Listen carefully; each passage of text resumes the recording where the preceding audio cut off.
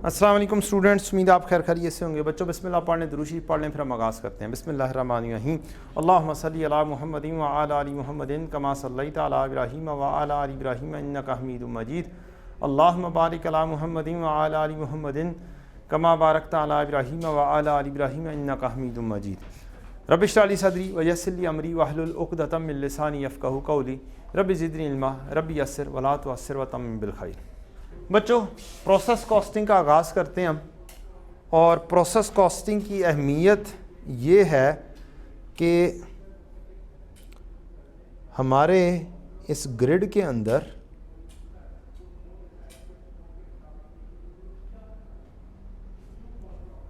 Second grid में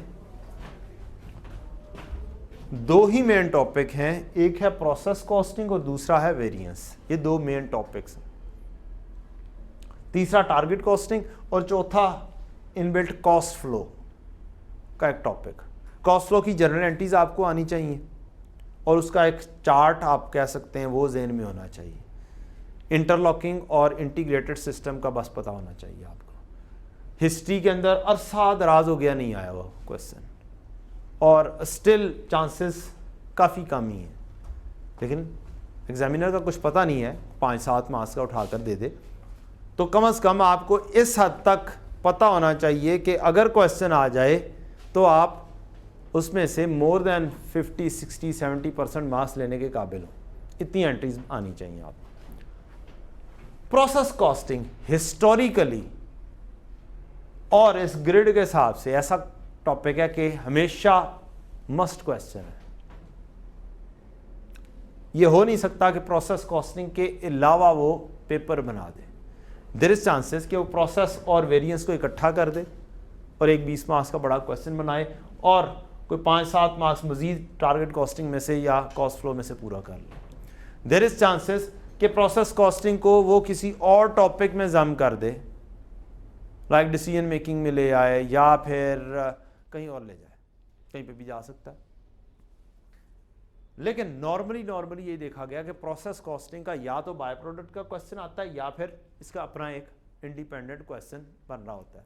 और historically इन दोनों चैप्टर्स को देखा जाए तो ये तकरीबन हर अटैम्प्ट में है और ये कोई 2-3 अटैम्प्ट्स दे के कोई एक आधी अटैम्प्ट की ब्रेक के साथ है, फिर 2-3 अटैम्प्ट्स आएगा, फिर एक आधी अटैम्प्ट ब्रेक के साथ आएगा। तो इसके अंदर कुछ ही सूरत हाल है।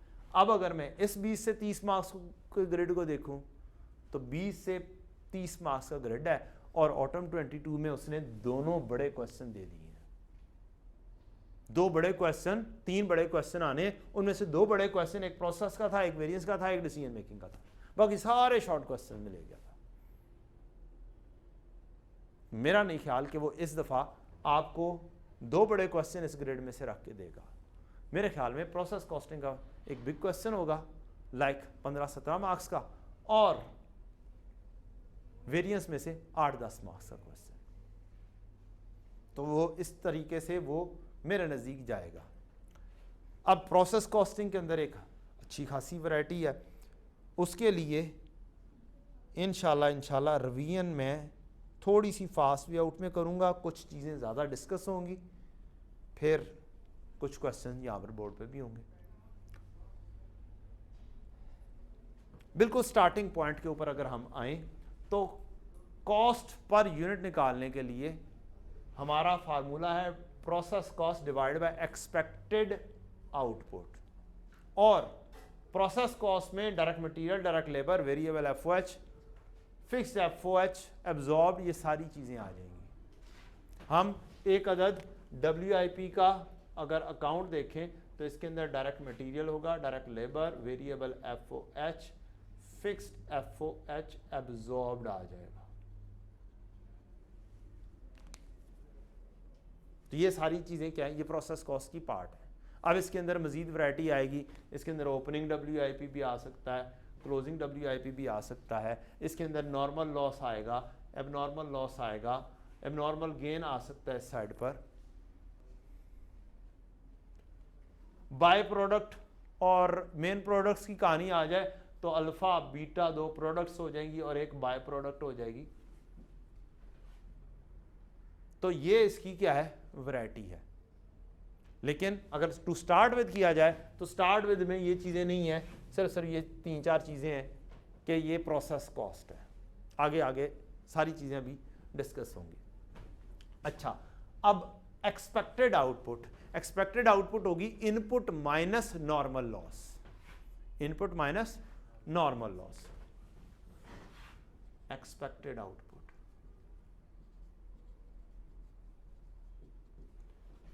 Input minus normal loss.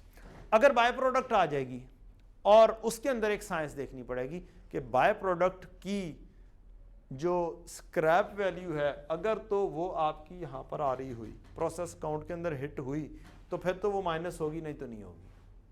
लेकिन क्वांटिटेटिवली एक्सपेक्टेड आउटपुट में बाय प्रोडक्ट लेस होगी क्योंकि क्वांटिटी आउट हो रही है। वैल्यू के हिसाब से देखेंगे प्रोसेस कॉस्ट में नेट ऑफ करनी है या नहीं करनी। तो एक्सपेक्टेड आउटपुट अगर फुल फ्लैज देखा जाए तो ये चीज हो जाएगी। अच्छा जी, अब देयर इज चांसेस कि जो आपका नॉर्मल लॉस है वो आपको कुछ बचत दे रहा हो। यहां पर नॉर्मल लॉस की कोई वैल्यू भी अवेलेबल हो, स्क्रैप वैल्यू रुपीज में, अगर तो वो आ रही है तो यहां पर आपका खर्चे में क्या हो जाएगी, बचत हो जाएगी। तो फिर क्या होगा, आपकी प्रोसेस कॉस्ट जो आपने लगनी है, प्रोसेस कॉस्ट में से आप scrap value of normal loss कर देते होते हैं माइनस, एक्सपेक्टेड आउटपुट आपकी हो जाती है इनपुट माइनस नॉर्मल लॉस। ये आपका फार्मूला बन जाता है। अब इस फार्मूले के अंदर मजीद जिद्दत ये आ सकती है कि कोई ना कोई खर्चा हो रहा हो आपका डिस्पोज ऑफ करने के लिए। मुझे कुछ नॉर्मल लॉस ऐसे आते हैं कि मुझे डंप करना पड़ता है, कोई ऐसा केमिकल है जिसके कारण पैसा जनरेट करके नहीं देना, उल्टा खर्चा कर कर देना।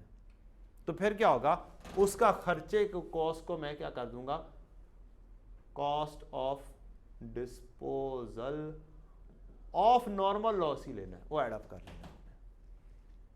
तो ये मेरी process cost minus scrap value plus cost of disposal of normal loss, ये कंप्लीट एक कॉस्ट पर यूनिट का फार्मूला बन जाएगा, कॉस्ट पर यूनिट का फार्मूला। बाय प्रोडक्ट आ जाएगी, अगर बाय प्रोडक्ट आ जाएगी तो यहां पर scrap value of by product if credited to process count,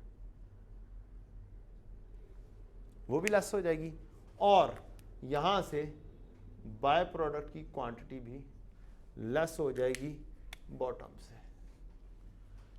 तो ये आपका एक पूरा फार्मूला बन जाएगा कॉस्ट पर यूनिट मालूम करने का। बाय प्रोडक्ट मौजूद हो तो क्या फार्मूला है, बाय प्रोडक्ट मौजूद ना हो तो क्या फार्मूला है। तो बाय प्रोडक्ट को मैंने ब्लू में लिख दिया है। अच्छा जी, अब बच्चों एक क्वेश्चन आ जाता है छोटा सा, जल्दी जल्दी इसको देखेंगे हम। यहाँ पर से सॉल्यूशन भी साथ ही मैंने यहीं से ही दिखा देना आपको कि किस किस तरीके से आप करेंगे, क्योंकि टाइम हमारे पास थोड़ा सा शॉर्ट है। हमने कॉन्सेप्ट पूरा लेने के बाद रीसेंट अटेम्प्ट का क्वेश्चन करना है इंशाल्लाह। तो ये वाला मैं कोशिश करूँगा कि फुल फ्लैज ही मेजर चीज़ें आपके साथ क्या कर दूँ, डिस्कस कर दूँ। अच्छा, एक क्वेश्चन प्रोसेस 1 में 20,000 की इनपुट, 5 रुपए के हिसाब से 20,000 आप लिख देंगे प्रोसेस काउंट के अंदर। थोड़ा सा ऐसे कर लेते हैं, यस 20,000 आप लिख देंगे क्वांटिटी में। अगर आपको एक और बात, अगर आपको क्वांटिटी शेड्यूल का कह देता है, क्या कह देता है, क्वांटिटी शेड्यूल का, तो बेटा जी एग्जामिनर को कोई मसला नहीं है आप किस फॉर्मेट में बनाते हैं। आप क्या करेंगे, इसकी हेडिंग क्वांटिटी शेड्यूल बोल देंगे बस। प्रोसेस काउंट की लोग क्या करते हैं, लोग बहुत सारे लोग क्वांटिटी शेड्यूल की पूरी एक वर्किंग पहले बनाते हैं स्टेटमेंट फॉर्म में, उसके बाद दोबारा से प्रोसेस काउंट भी बनाते हैं। तो दो दफा काम करने का फायदा है कोई? टाइम वेस्ट करने के अलावा। कभी एग्जामिनर को ऐसे देखा है कि उसने एक ही चीज 2 दफा लिखी हो? नहीं लिखी। तो हमने भी नहीं लिखी। मैं पूरी अकाउंटिंग पढ़ाई है, प्रोसेस काउंटिंग, मैंने एक दफा भी मेरा ख्याल है क्वांटिटी शेड्यूल स्टेटमेंट फॉर्म में नहीं लिखा। क्वेश्चन आ जाएगा क्वांटिटी शेड्यूल, तो ये क्या चीज है बेटा? What is this? What is this? This is quantity schedule, nothing else. ये उसकी वैल्यूज है। तो बी स्मार्ट, अपने क्वेश्चन को क्या करो, थोड़े स्मार्ट वे आउट में करो, डीलिंग जरा अच्छे तरीके से करो। अच्छा जी, बीज आर 5 और normal loss 10% of input. Normal loss 10% of input. Input कितनी की है? 20,000। तो इसका 20,000 का 10% ले लेते हैं।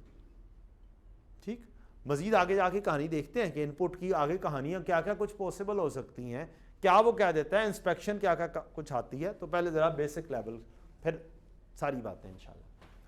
अच्छा, ट्रांसफर टू प्रोसेस 17,200 मैंने ट्रांसफर कर दिया। नेक्स्ट, कन्वर्जन कॉस्ट 50,000 तो मैंने यहां पर लिख दी। कन्वर्जन कॉस्ट ओवरहेड 100% लेबर, 50,000 का 100%। अगर मुझे क्या देता 80% है लेबर का, तो मैं 50,000 को 80% से मल्टीप्लाई करता, फिर मेरा FOH एब्जॉर्ब 40,000 हो जाता। 8×5=40, 80% 50,000। तो मुझे 100% बोला, तो मेरे एज इट इज ये भी आ गई। Scrap value of loss units 2 रुपए। 2 रुपए में स्क्रैप वैल्यू में ये बिक जाएगा। तो ये 20,000, ये 2,000 को quantity at the rate of 2, ये 4,000 हो गया। मेरा कहानी क्या हो गई? खत्म हो गई।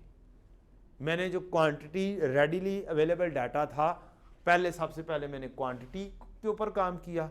बैलेंस देखूंगा, बैलेंस मेरा abnormal loss as a balancing amount आ जाएगी। अगर इधर बैलेंस बन रहा हो एबनॉर्मल लॉस, अगर इधर बैलेंस बन जाए तो एबनॉर्मल गेन। आपकी क्वांटिटी शेड्यूल 100% क्या हो गई? मुकम्मल हो गई।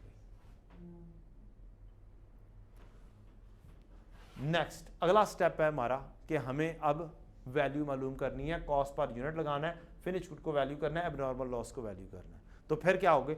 इस फार्मूले पे आ जाओगे कि प्रोसेस कॉस्ट में खर्चा कितना हुआ है? लाख जमा 50,000 जमा 50,000 कितना हो गया? 2 लाख। 2 लाख का खर्चा आया, इधर 2 लाख का खर्चा आया, minus scrap value of loss units, ये कैलकुलेट कर लिया, 4,000 आ गई, प्लस कोई डिस्पोजल कॉस्ट पे कोई चीज नहीं है, डिवाइड बाय इनपुट मैंने 20,000 की थी और नॉर्मल लॉस मैंने 2,000 किया था। यहां से मुझे कॉस्ट पर यूनिट मिल जाएगी। कॉस्ट पर यूनिट मुझे मिली 10.89। इस 10.89 को मैंने यहां पर भी मल्टीप्लाई कर दिया, यहां पर भी मल्टीप्लाई कर दिया। मेरे पास क्वेश्चन में शॉर्ट था, क्वेश्चन कोई लंबा चौड़ा नहीं था जिसमें ओपनिंग क्लोजिंग सारा कुछ आ रहा हो। तो मैंने क्या किया? मैंने स्टेटमेंट ऑफ इवैल्यूएशन नहीं बनाई। क्या किया? मैंने स्टेटमेंट ऑफ इवैल्यूएशन नहीं बनाई, मुझे जरूरत नहीं पड़ी। मैंने वैल्यू निकाली, यहां पर मल्टीप्लाई किया, यहां पे लिख दिया कि ये किस रेट पर है। What the point? तो हमने ये काम किया। प्रोसेस 2 पर आ गए। प्रोसेस 2 के अंदर जब आए हम, तो हमें कहा गया यहां पर कि 15,000 है, 17,200 पिछले डिपार्टमेंट से आए हैं, 15,000 मैंने इस दफा क्या किया है? ऐड किया है। किस रेट पर? 6 रुपए पर। 10% ऑफ इनपुट मेरा क्या है? लॉस है। यहां पर अभी कहानी में देखता हूं, आउटपुट 31,000 है, 70,000 कन्वर्जन, 120% ऑफ लेबर, 3 रुपए पर यूनिट पर स्क्रैप वैल्यू है। तो मैं आऊंगा प्रोसेस 2 के अंदर, एक जो मैंने पिछले डिपार्टमेंट में वैल्यू बनाई थी वो आ जाएगी यहां पर प्रोसेस 1 से। 90,000 की कॉस्ट, 70,000 की कॉस्ट और 120% ऑफ लेबर। 70,000 को 120% से मल्टीप्लाई किया या फिर 1.2 से मल्टीप्लाई किया, मेरी 84 आ गई। अब ये मेरी कहानी फिनिश गुड। 31,000 मुझे दी हुई थी, मैंने लिख ली। अब आती है 10% ऑफ इनपुट की कहानी। मुझे कहा गया है 10% ऑफ इनपुट है। अब इसके अंदर मुख्तलिफ कहानियां हो सकती हैं। 10% ऑफ 10% ऑफ इनपुट, अब क्वेश्चन के अंदर मुख्तलिफ सिनेरियो बनाए जा सकते हैं जस्ट इनपुट की कहानी देते हुए, बगैर इंस्पेक्शन स्टेज देते हुए भी बनाई जा सकती है, और इंस्पेक्शन स्टेज भी दे के बनाई जा सकती है। 10% ऑफ इनपुट। अब मेरे पास बेटा जी यहां पर दो इनपुट आ रहे थे, एक है 17,200 का इनपुट और एक है 15,000 का इनपुट। अगर क्वेश्चन साइलेंट है, अगर क्वेश्चन साइलेंट है तो मुझे कौन सा इनपुट लेना चाहिए, 15,000 या 17,200? मुझे दोनों लेने चाहिए। क्या ये भी इनपुट है, ये भी इनपुट है, दोनों इनपुट है। Got the point? तो अगर खाली इनपुट बोला है इट मींस ये भी स्टार्ट ऑफ प्रोसेस पर है, ये भी स्टार्ट ऑफ प्रोसेस पर है। क्वेश्चन में कुछ नहीं बोला हुआ, तो फिर मेरा इनपुट जो होगा 17,200 जमा 15,000 इकट्ठा करूंगा और फिर 10% लगाऊंगा। अब दूसरे सिनेरियो जरा समझ लें। मुझे कहा गया 10% ऑफ इनपुट, साथ एक जगह पर कहा हुआ था मटेरियल एडेड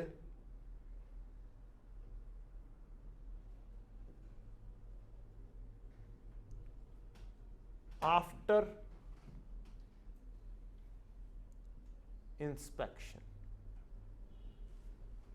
बस इतनी सी बात लिखी थी कि मटेरियल जो प्रोसेस 2 में ऐड हुआ है, material in process 2 added after inspection. अब सिचुएशन क्या हुई, आप ऐसे भी वर्किंग बना सकते हैं, एक प्रोसेस बनाएं, आप कहें कि यहां पर से इंस्पेक्शन हो रही है, यहां पर इंस्पेक्शन है, एक जो पिछले प्रोसेस से आया वो तो आ गया 17,200, वो तो यहां पर आ गया होगा, और दूसरा जो मटेरियल ऐड हो रहा है वो यहां पर ऐड हो रहा है। अब इस इनपुट का मतलब क्या हो जाएगा, अब इस इनपुट का मतलब हो जाएगा इसके साथ अलाइन करके 17,200। ठीक, तो अगर आपका यहां पर भी होता है इनपुट, यहां पर होता है, यहां पर होता है, इंस्पेक्शन से पहले कहीं पे भी हो जाता है, तो फिर सारा ले लेंगे, दोनों को ऐड अप कर लेंगे।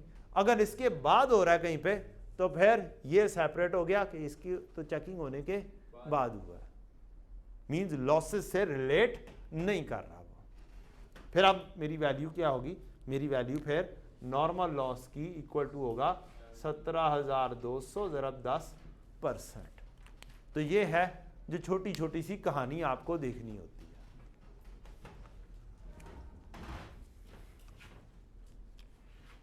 अच्छा जी,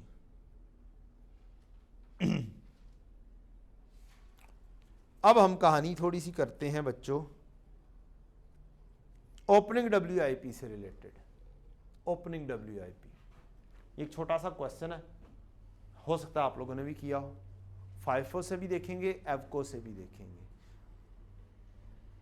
opening WIP 4,400 units, material completion की वैल्यू भी दी हुई है मुझे और स्टेज ऑफ कंप्लीशन भी दी हुई है। Units transfer to process 2 1700, closing WIP 300 और उनकी डिग्री ऑफ कंप्लीशन है मटेरियल की 100%, कन्वर्जन की 50%, कॉस्ट इनकट जो की गई है वो मटेरियल की 1 लाख, कन्वर्जन की 86,000, कोई लॉसेस नहीं है। अब इसको कैसे डील किया जाएगा, पहले देख लेते हैं एवरेज कॉस्ट मेथड में।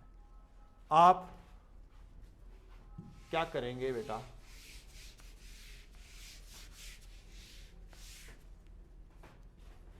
आप सबसे पहले जो सी क्वांटिटी आपको दी गई है आपने क्वांटिटी लिखनी है।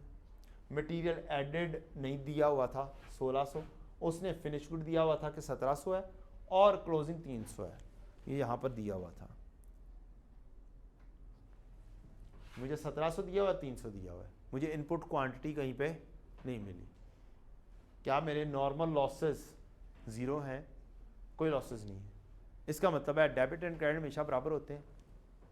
क्या बैलेंसिंग निकल सकता है फिर कि मेरा बैलेंस के तौर पर मटेरियल इनपुट हो जाए? तो ये मेरा बैलेंस के तौर पर भी आ सकता है, पॉसिबिलिटीज मौजूद है। परेशानी वाली कोई बात नहीं होती है कि एक चीज़ नहीं दी हुई तो लाजमी तौर पर घुमा फिरा के मैंने अज्यूम करके लेनी है। पहले जो सी चीज़ें दी हुई हैं वो पुट इन करो, उसके बाद सोचो कि यार अब मुझे कोई अजम्पशन लेने की जरूरत पड़ रही है या वो खुद बैलेंसिंग के तौर पर निकल कर आ रही है। ठीक है, उसने लॉसेस भी नहीं दिए हुए, लिख दिया हुआ है मैं यहां पर कोई 1500 1700 1800 2000 अज्यूम कर लूंगा, तो यहां पे लॉसेस बनाने पड़ेंगे मुझे। आप ऐसे करेंगे तो डेबिट एंड क्रेडिट बराबर लेकर चलेंगे, डेबिट एंड क्रेडिट में खेल रहे होंगे। लेकिन अगर आप क्वांटिटी शेड्यूल में जाके करने की कोशिश करेंगे फिर वो क्रैमिंग के अंदर चले जाएंगे आप। ऐसे ही है ना, उसके अंदर चीज़ें लिखनी पड़ती हैं कि ये चीज़ लिख लो, ये चीज़ लिख लो, ये चीज़ लेस कर दो, ये लेस कर दो, ये लेस कर दो। तो ये अगर पॉजिटिव आ गया तो लॉस आ जाएगा, नेगेटिव आ गया तो गेन आ जाएगा, ये हो जाएगा, वो हो जाएगा। एक तो डुप्लीकेशन काम करते हैं जिसकी वजह से क्या होता है, टाइम वेस्ट होता है। हमने टाइम वेस्ट नहीं करना, मेरी मटेरियल लिखा गया, कन्वर्जन लिखा गया। अब असल प्रॉब्लम है कि लॉजिक क्या है एवरेज कॉस्ट की और लॉजिक क्या है फर्स्ट इन फर्स्ट आउट की। इन्वेंट्री में हम पढ़ते होते हैं, इन्वेंट्री में कि एवरेज रेट होता है ओपनिंग स्टॉक की वैल्यू प्लस प्रोडक्शन की वैल्यू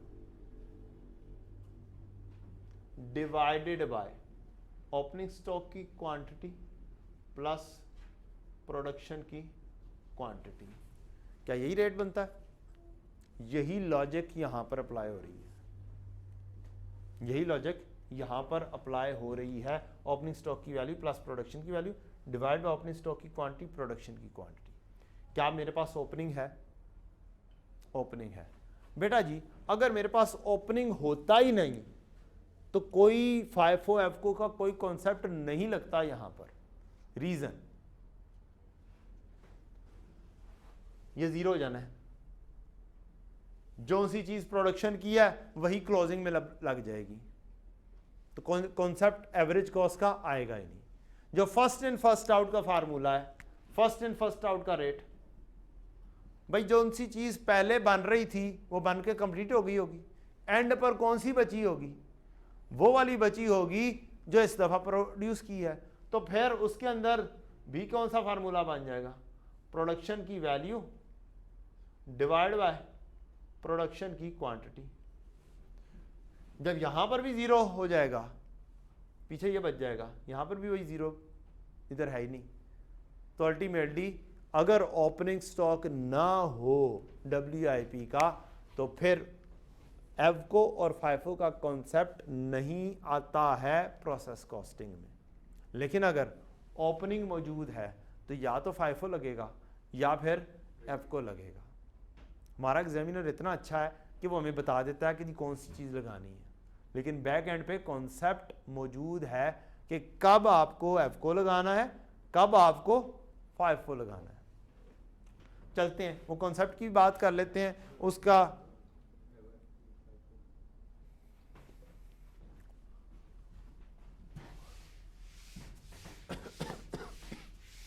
अब बच्चों, हर बंदे का अपना एक तरीकाकार होता है इक्विवेलेंट यूनिट बनाने का, इक्विवेलेंट यूनिट बनाने का। तो मेरा तरीकाकार ये है इक्विवेलेंट प्रोडक्शन यूनिट बनाने का, इक्विवेलेंट प्रोडक्शन यूनिट। एक तो बात लिख लें, इक्विवेलेंट प्रोडक्शन यूनिट सिर्फ और सिर्फ किस किस की बनेगी? फिनिश गुड की बनेगी, नंबर 1। नंबर 2, एबनॉर्मल लॉस या एबनॉर्मल गेन की बनेगी। नंबर 3, क्लोजिंग WIP का बनेगा। इनके अलावा कोई तीसरी चीज नहीं आनी। इन 3 चीजों के अलावा या तो एबनॉर्मल गेन आ रहा होगा या एबनॉर्मल लॉस आ रहा होगा, और कोई चीज किसी का इक्विवेलेंट प्रोडक्शन यूनिट नहीं बनता। एक आधी जगह पर नॉर्मल लॉस की आ रहा है, एक आधे क्वेश्चन के अंदर आ रहा है, उसके पीछे भी कुछ लॉजिक्स हैं, वो भी फिनिश गुड का पार्ट बनकर आ रहा है। ठीक, अदरवाइज इन 3 का बनेगा। एक क्वेश्चन के अंदर लेना पड़ता है और वो भी फिनिश गुड का पार्ट बनता है, वो बनाना पड़ता है इस वजह से। अदरवाइज 99.99999% क्वेश्चंस के अंदर ये तीन चीजें ही हैं। Got the point? तो बी सेफ के नॉर्मल लॉस टेंशन नहीं लेनी। क्या हो जाएगा? क्या हो जाएगा? एक नंबर भी नहीं कटेगा, एक नंबर भी नहीं होगा। तो अगर क्वेश्चन मेजोरिटी के अंदर, मेजोरिटी क्या है ही 100% में, ये 1.0001% क्वेश्चन के अंदर वो किसी लॉजिक के तहत लेकर आ रहा है नॉर्मल लॉस को, तो हम उसको क्या करते हैं, इस लेवल के ऊपर साइड पे करते हैं, वो एक डिटेल्ड डिस्कशन की कहानी आ जाती है। अच्छा जी, तो ये आपका तीन चीजें। अब मेरा स्टाइल क्या है, मैं आपको उस स्टाइल से बता देता हूं। मैं 2 मेन कॉलम बनाता हूं या 3 भी बन सकते हैं, depending on the situation. Material और कन्वर्जन है तो आना ही होता है। एक समटाइम्स मटेरियल और भी ऐड हो जाता है कि अगर मटेरियल ऐड हमारी इंस्पेक्शन के बाद हो रहा हो तो फिर एक और कॉलम भी आ जाता है, मटेरियल और कन्वर्जन। फिलहाल 2 के साथ ही चलते हैं। फिर 2 कॉलम बनेंगे इन्हीं की परसेंटेज के, मटेरियल की परसेंटेज और कन्वर्जन की परसेंटेज, और यहां पर एक बनेगा क्वांटिटी का कॉलम। तो मैं क्या करूंगा, मैं करूंगा फिनिश गुड की क्वांटिटी, फिर मैं कहूंगा एबनॉर्मल लॉस की क्वांटिटी, और मैं कहूंगा क्लोजिंग WIP की क्वांटिटी। जो सी चीज मेरी यहां पर बनी है, यहां पर 1700 और 300 2 चीजें हैं इस वक्त, मैं इनको लिखूंगा 1700 और 300। फिनिश गुड की क्वांटिटी है 1700, क्लोजिंग WIP है 300। अब एवको का अगर मुझे बनाना है, काम करना है, इक्विवेलेंट यूनिट्स बनाने हैं, तो मैं कहूंगा कि यार इन 1700 में व्हाटसोएवर इट इज, जो सी मर्जी जैसे मर्जी बनकर आया है, कौन सी चीज पहले बनी है कौन सी चीज बाद में बनी है उसकी टेंशन हमें नहीं है, बन गई है ये। तो फिनिश गुड में जो सी भी यूनिट्स बनकर आए हैं मैंने वो लिख दी है, और ये जो पड़े हुए हैं। अब मुझे देखना है कि ये with respect to material in पे कितना लगा हुआ है, कन्वर्जन कितनी लगी है। तो 100% लग चुका हुआ है इनमें। मैं यहाँ पर 100% लिख दूं या ना लिखूं एक ही बात है, मेरे 1700 और ये भी 1700 इक्विवेलेंट यूनिट्स बन जाएंगे। क्लोजिंग WIP क्वेश्चन के अंदर गिवन किया हुआ है, क्वेश्चन के अंदर गिवन है कि कन्वर्जन 50% है और 100% लग चुका हुआ है मटेरियल। मैं यहाँ पर 100% मटेरियल कर दूंगा, 50% कन्वर्जन लिख दूंगा। इसी के सामने मैं लिखूंगा 300 ज़रा 100%, 300 ज़रा 50%, 150। और फिर मैं यहाँ पर कर दूंगा टोटल, ये बन जाएंगे 2000 और ये बन जाएंगे 1850। अब मैं अपनी वर्किंग के अंदर बात ख़त्म नहीं करूंगा, मैं इसी के नीचे ही कॉस्ट भी लेकर आऊंगा। क्या करूंगा? कॉस्ट भी लेकर आऊंगा। Average cost method formula, opening stock की वैल्यू, मैं यहां पर लिखूंगा ओपनिंग स्टॉक की वैल्यू प्लस जो कॉस्ट इनकर्ड की है, कॉस्ट ऑफ इनपुट, वो लेकर आऊंगा। क्या फार्मूला जो थोड़ी देर पहले लिखा था उसके अंदर process cost minus scrap value of normal loss था? क्या इसमें मैंने अगर बाय प्रोडक्ट आ जाती है तो scrap value of by product भी था? अगर हम क्रेडिट करते हैं तो divided by input minus normal loss minus by product की कहानी। तो ये जो इनपुट माइनस नॉर्मल लॉस की कहानी है ये खत्म हो जाती है और कन्वर्ट हो जाती है इक्विवेलेंट यूनिट्स के अंदर।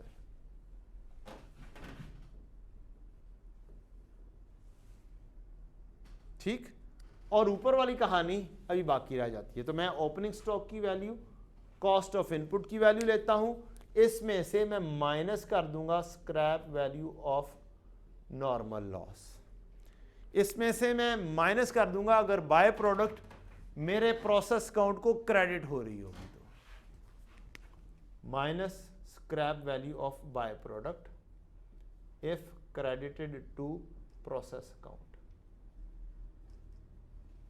करूंगा ये दोनों चीजें मैं मटेरियल में से लेस, यहां से लेस होंगी,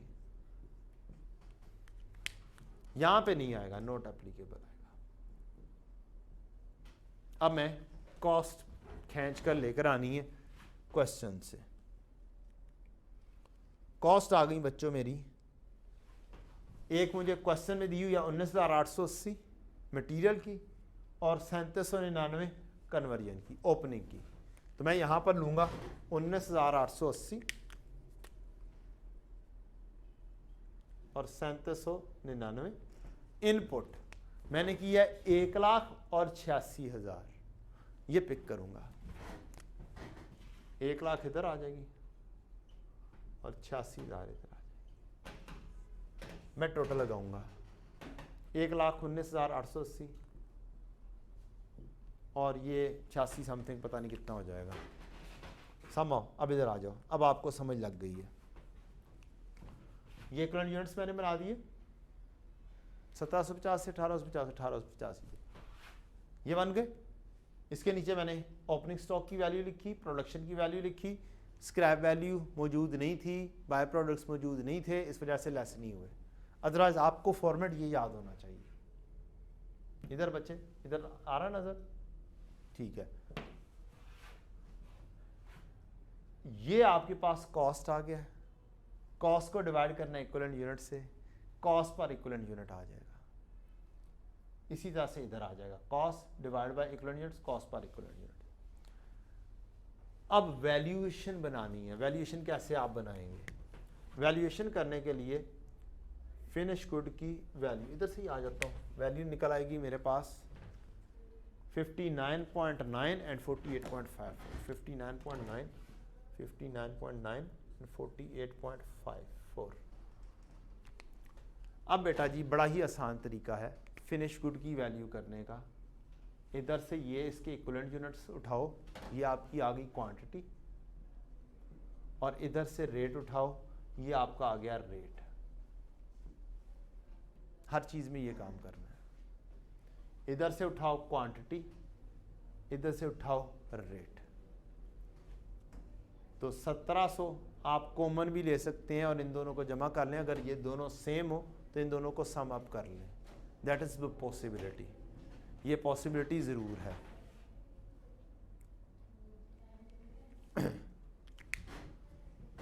इन दोनों को सम अप कर दें तो ये बनता है 108। तो आप क्या कर सकते हैं, यहां पर अगर ये दोनों चीजें सेम आ रही हैं तो इधर से इन दोनों को सम अप कर लो और 1700 ज़रब 108 इशारिया समथिंग जो बनता है वो लगा दो। अगर सेम नहीं आ रही, जैसे ये है क्लोजिंग WIP, तो इसके अंदर 300 को इससे मल्टीप्लाई करो 59.9 से, प्लस 150 को इससे मल्टीप्लाई करो 48.54। This is the one of the easiest way out you can say. कुछ लोग इसको इस तरह से नहीं, एक एक दो दो लाइंस में करते हैं, तो फिर उसका अपना अंदाज होता है उनका। मेरा अंदाज ये है कि मैं एक सिंगल लाइन में लेकर चलता हूँ। उसे होता क्या है कि जस्ट क्वांटिटी उठाओ, रेट से मल्टीप्लाई करो, क्वांटिटी उठाओ, रेट से मल्टीप्लाई करो, सामने आपको चीज़ नज़र आ रही होती है। तो this is the way out to work out the closing stock value. ये हो गई जनाब हमारी एवको की कहानी। अब हम बढ़ेंगे फाइफो की कहानी पर। फर्स्ट इन फर्स्ट आउट की कहानी, the one of the most tested area you can say.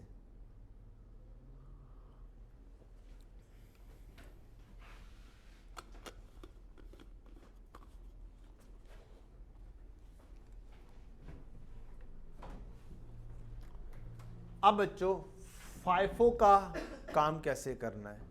Data वही है 400 1600, ये वाली वैल्यूज सेम, इधर quantity same. What should I do then? First in first out, जो सी चीजें पहले बनेंगी वो पहले जाएंगी भी. अब इसके इक्विवेलेंट यूनिट्स बनाने का तरीकाकार थोड़ा सा फर्क हो जाता है.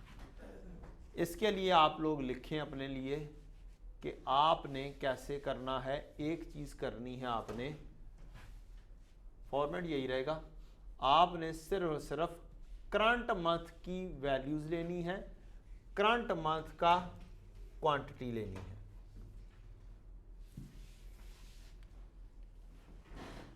ये वाला फार्मूला भी चेंज हो जाएगा. क्या लेना है बच्चों? Only current month.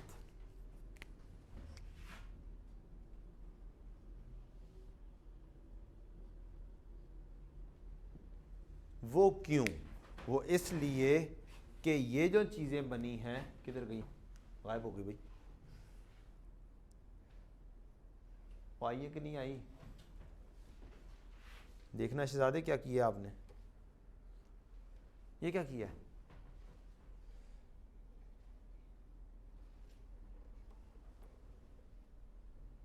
हाय,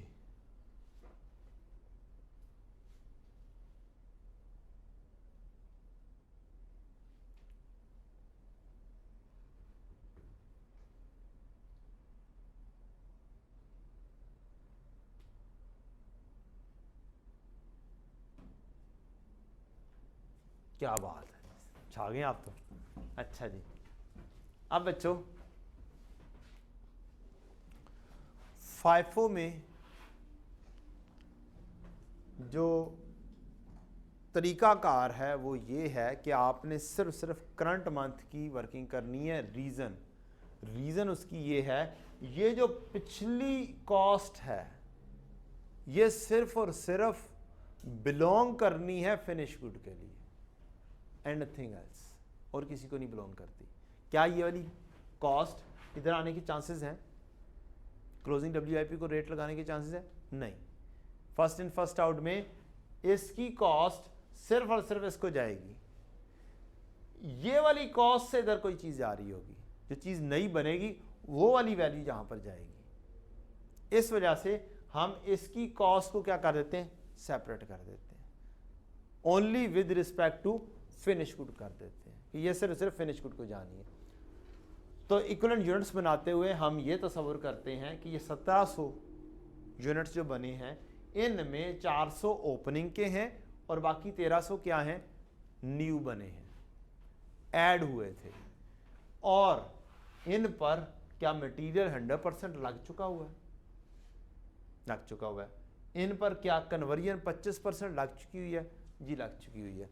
तो अब इनका काम यहां पर करते हुए आप क्या कहेंगे? आप कहेंगे फाइफो के अंदर कि फिनिश गुड बन रही हैं out of opening WIP, completed हुई हैं, कंप्लीटेड आउट ऑफ ओपनिंग.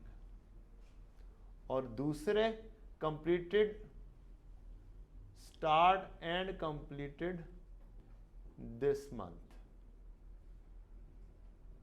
अब अगर एक प्रोडक्ट है उसके ऊपर जितना मटेरियल लगना था वो लग चुका हुआ है, तो इस दफा कितना लगेगा इस महीने में? ये दो प्रोसेस 2 महीने हैं, जनवरी फरवरी. हम काम से फरवरी का कर रहे हैं. अगर एक मटेरियल यहां पर लग गया है 400 यूनिट्स के ऊपर, उनका मटेरियल लग गया हुआ है यहां पर, और इनको कन्वर्ट कर लिया. मसलन शर्ट बन रही है, शर्ट की कटिंग हो गई है, शर्ट के बाजू सिल गए हैं, 25% काम हो गया इस महीने के एंड तक. तो मटेरियल सारा कट चुका हुआ है, सारा लग चुका हुआ है, सारा इशू हो चुका हुआ है. अब बताएं मटेरियल क्या इसके ऊपर 100% लग गया हुआ है? क्या इसको 25% सी लिया हुआ है, 25% स्टिच हो चुका हुआ है? तो फिर इस महीने में क्या काम होगा? इसके ऊपर 0 मटेरियल लगेगा और 75% कन्वर्जन लगेगी। ये आपने बस क्या करना है, साइंस देखनी है एंड नथिंग एल्स। तो यहां पर आपकी क्वांटिटी दो हिस्सों में तकसीम हो जाएगी, 400, 1300 और टोटल हो जाएगी 1700 फिनिश गुड की। मैंने पहले बोला था हमारा यहाँ पे equivalent production units finish good, abnormal loss या एबनॉर्मल गेन और क्लोजिंग WIP होगी एंड नथिंग एल्स। तो 400 पे 0% मटेरियल और 75% कन्वर्जन लगेगी इस हिसाब से, क्योंकि बाकी का काम पहले से ही हो चुका हुआ है। और ये 100% ही जाएंगे तो ये 1300 ही हो जाएगा। यहां पर 0 आ जाएगा और ये 300 पर आ जाएगा। क्लोजिंग WIP उसके अंदर कोई टेंशन वाली बात नहीं है, वो तो इसी महीने में ही बताया हुआ है कि वो 300 यूनिट्स हैं, 100% ये लगा है, 50% ये लगा है, तो ये 300 हो जाएगा, ये 150 हो जाएगा। असल काम यहाँ पर होता है, उसको आप इस अंदाज में सोच सकते हैं कि एक महीने में एक काम हुआ है, तो अब इस महीने का काम जिसमें हम कर रहे हैं तो इसमें कितना मजीद काम होगा। तो यूँ मेरे क्या आ जाएंगे, इक्विवेलेंट यूनिट्स आ जाएंगे 1600 और 13 16 और 1750। कॉस्ट भी मैं ये इस महीने का काम लिया बेटा, क्या किया, सिर्फ इस महीने का काम लिया, तो खर्चे भी इसी महीने में जो ऐड हुए वो वाले लेंगे। बस लाइक विद लाइक चलना आपने, नथिंग एल्स। ये इस महीने का काम है तो खर्चे भी इसी महीने में के लेंगे, फर्स्ट इन फर्स्ट आउट में। इस महीने के खर्चे जो थे वो थे हमारे 1,80,000, 1,86,000। बस ये पिक करेंगे हम, 1 लाख इधर के, 86,000 इधर के। ये वाली चीज़ें मेरी गिवन नहीं है, लिहाजा मेरा खर्चा 1 लाख रुपए हो जाएगा और 86,000 हो जाएगा। कॉस्ट पर इक्विवेलेंट यूनिट्स मैंने बनाना है, इसको कहूँगा A, इसको कहूँगा B और यहाँ पर निकाल दूंगा A डिवाइडेड बाय B। मेरा कॉस्ट पर इक्विवेलेंट यूनिट बनकर मेरे पास आ जाएंगे और वो वैल्यूज़ ये बन जाती हैं बच्चों,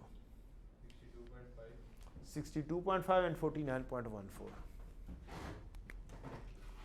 62.5 49.14 और टोटल करना चाहे तो वो भी कर सकते हैं। इससे अगला काम, सबसे इंपॉर्टेंट काम आ जाता है। अब यहां पर प्यारे बच्चों स्टेटमेंट ऑफ वैल्यूएशन बहुत जरूरी है।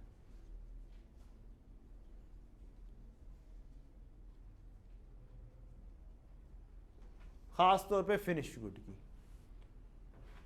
फिनिश गुड, इसके अंदर आप बोलेंगे कि फिनिश गुड में जो ओपनिंग WIP से कंप्लीटेड हुए हैं उसके 2 किस्म के खर्चे लोगे। एक लोगे लास्ट मंथ का, लास्ट मंथ का खर्चा है हमारे पास क्वेश्चन के अंदर ही 23,679, ये लास्ट महीने में हुआ था। इस महीने में तो ये 23,679 यहां पर लिख दोगे। और एक होगा दिस मंथ का, इस महीने में अब आपकी इक्विवेलेंट यूनिट्स काम आएंगे जो कि आपने बना ली हैं। इस महीने में आपका 0 इंटू 62.5 क्वांटिटी इंटू रेट, इधर की क्वांटिटी 300 इंटू रेट। ये आपके इस महीने का ओपनिंग का खर्चा हो जाएगा। ओपनिंग वाले ये लिखे ना, 0 ज़रब 62.5, 0 ज़रब 62.5 जमा 300 ज़रब 49,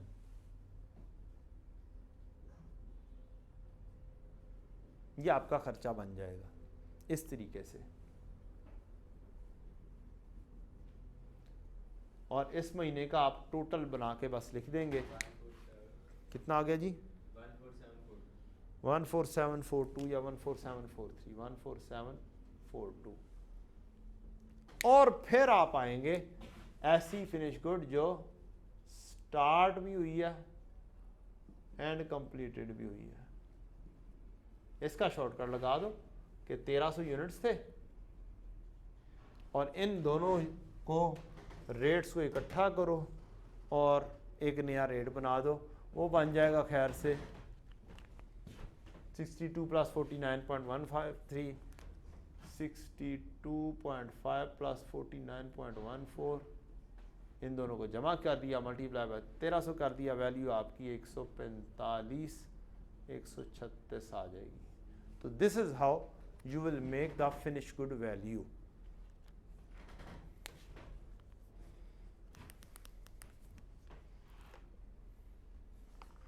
जी बेटा नहीं क्वेश्चन। और इसी तरह से क्लोजिंग स्टॉक को वही वाली वैल्यू दे देंगे कि आपने यहाँ से क्वांटिटी पकड़नी है, यहाँ से रेट पकड़ना है, क्वांटिटी इनटू रेट कर देना है और आपकी वैल्यू आ जाएगी।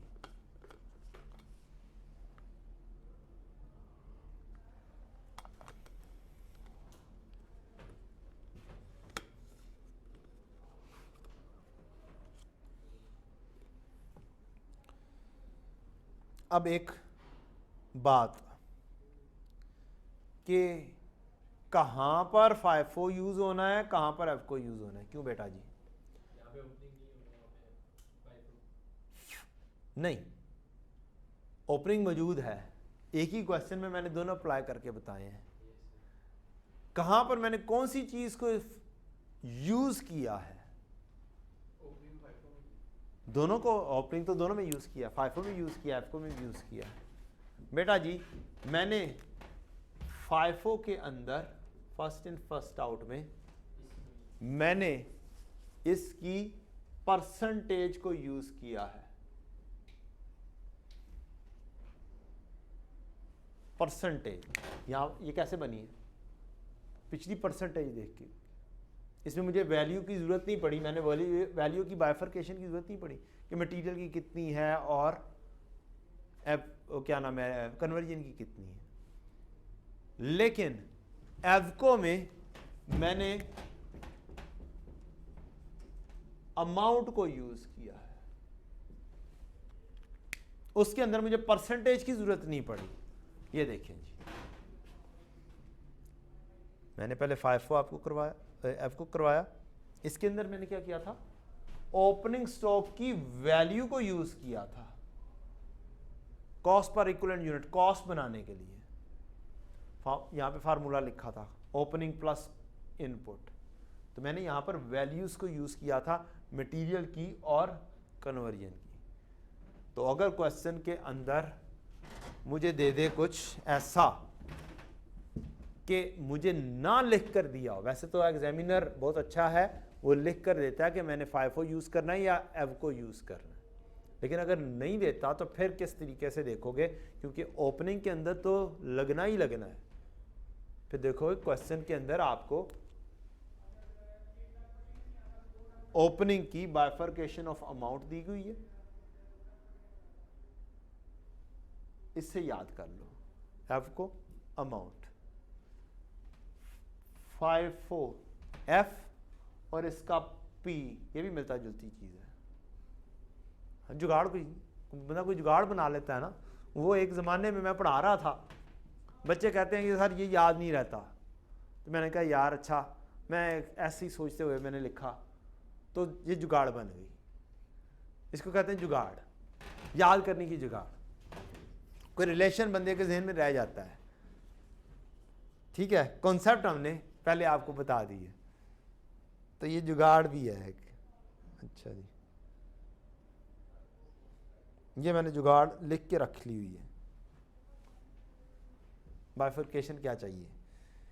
और अब हम आपके मुश्किल तरीन एरिया के ऊपर जो स्टूडेंट के दिमागों में एक सरायत कर गया हुआ है कि जनाब स्टेज ऑफ कंप्लीशन क्या होगी, क्या नहीं होगा, और फिर किस तरीके से हम लेंगे नॉर्मल लॉस की वैल्यू इंस्पेक्शन के ऊपर।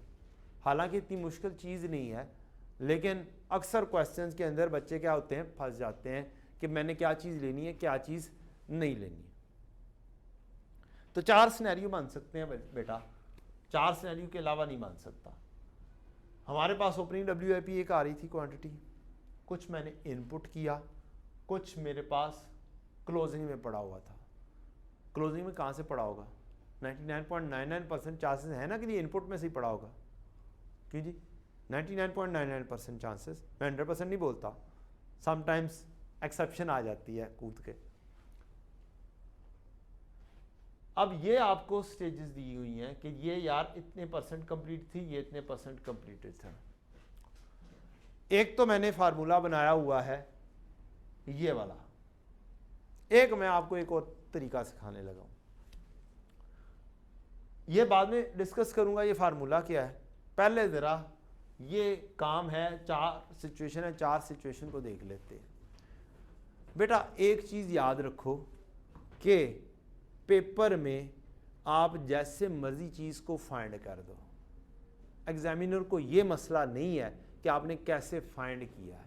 एग्जामिनर को समझ लगनी चाहिए और आपको समझ लगनी चाहिए, बस।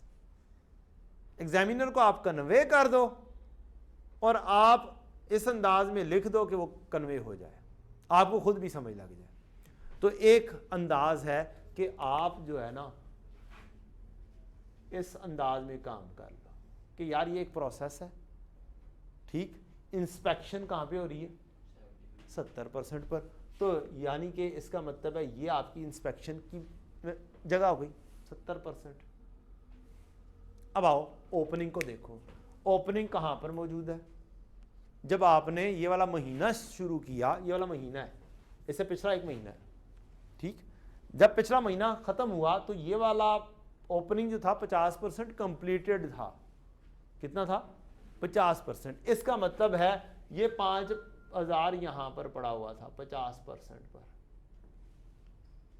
इसका मतलब ये आगे गया होगा ना, इंस्पेक्शन हो गई होगी इसकी, इस लेवल पर पहुंच गया होगा। क्यों जी? पहुंच गया होगा ना। तो इसका मतलब ये इंस्पेक्शन पर पहुंचकर इंस्पेक्टेड यूनिट्स के अंदर 5000 लिखा जाएगा। अच्छा, 20000 इन हुआ होगा नया, ये जारी सी बात है स्टार्ट से इन हुआ होगा। और इसमें 80, इसको बाद में करते हैं, पहले ये वाला करते हैं, ये वाला करते हैं, इससे ज्यादा मजा आएगा। सेकंड सिनेरियो 50 की बजाय मैं 60 कर देता हूं, नथिंग एल्स, ये यहां कहीं पे होंगे। 20000 मेरे इन हुए हैं, इसमें से जो ये 5000 नहीं थे, 4000 थे ऊपर, 5000 जो क्लोजिंग है, 20000 में से जो 5000 है वो कोई यहां पर पहुंचा होगा 40%, और बाकी जो यूनिट्स हैं 20 में से 5 ये गए, तो बाकी 15000 इसको गुजर गए होंगे। तो कितने हो गए? 19,000। 5 तो यहां पे खड़ा हुआ है, ये तो इंस्पेक्शन पे पहुंचा ही नहीं, मैं इंस्पेक्टेड यूनिट देख रहा हूं, ठीक, बाकी समझ। ये वाला scenario number 2, scenario number 2, second scenario को डील कर रहा हूं मैं। तो ये 40% पे फाल कर रहे हैं, ये भी यहां पे पहुंचे ही नहीं है। तो मैंने क्या किया, ये मेरे इंस्पेक्टेड यूनिट्स हैं। ये एक है तरीकाकार इसका। दूसरा तरीकाकार है कि आपने लिखा ओपनिंग WIP इफ इंस्पेक्टेड,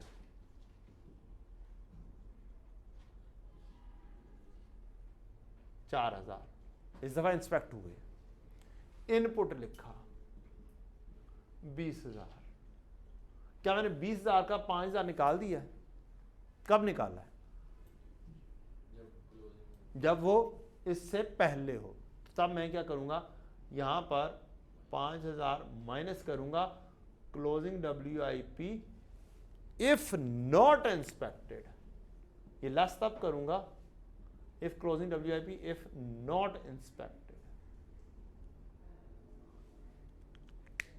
अगर ये चीज इस तरीके से ना समझ लगे तो बेटा जी ये तरीका बनाओ, प्रोसेस बनाओ, और प्रोसेस से बना दो कि यार मेरे 19,000 बनते हैं। कोई टेंशन वाली बात नहीं है। एग्जामिनर को आपने जस्ट कन्वे करना है कि आपने कैसे किया है। सो व्हाट, क्या हो जाएगा? कुछ भी नहीं होगा, आपको पूरे मार्क्स मिलेंगे। पहली सिनेरियो जी, पहला सिनेरियो, पहले सिनेरियो को भी इसी तरीके से ले आओ कि मेरे 50% पर थे और 70% इंस्पेक्शन है। ये 70% पे इंस्पेक्शन है, मेरे 4000 यूनिट्स यहाँ पे 50% पे पड़े हुए हैं, 20,000 मैंने इन किए हैं, 20 में से 5,000 पहुँच गए हुए हैं 80 पर, यहाँ पर 80% पर 5,000 है, और बाकी 15,000 पूरे पहुँच गए होंगे। ठीक है, तो ये 15,000 भी इंस्पेक्ट होंगे, ये 5,000 भी इंस्पेक्ट होंगे, ये 4,000 भी इंस्पेक्ट होंगे। टोटल कितने हो जाएंगे?